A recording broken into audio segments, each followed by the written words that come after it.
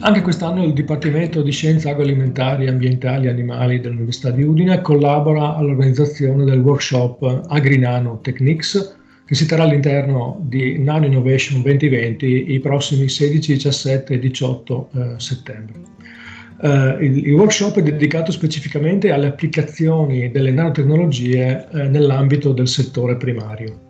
Il tema della riduzione degli impatti ambientali dell'agricoltura è centrale nel Green Deal promosso dall'Unione Europea, per due fondamentali ragioni. La prima è che noi abbiamo necessità di migliorare l'efficienza dei sistemi agricoli mantenendo allo stesso tempo adeguati livelli di produzione di derrate alimentari, ma anche di altri materiali.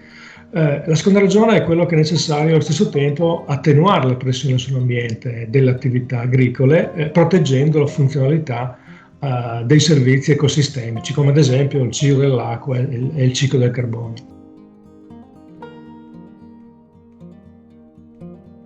Le nanotecnologie forniscono un forte potenziale in questa direzione e in particolare nei settori della nutrizione delle piante e della protezione delle piante, per ridurre la quantità di fertilizzanti, pesticidi e anticrittogamici attualmente impiegati in rilevanti quantità in agricoltura.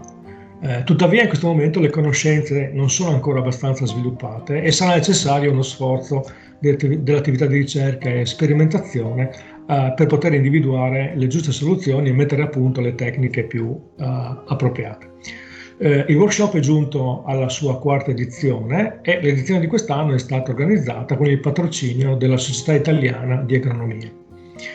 Per le conseguenze della pandemia Covid-19 il workshop non si terrà quest'anno nella consueta sede della Facoltà di Ingegneria dell'Università La Sapienza di Roma, ma sarà visibile sulla piattaforma Zoom.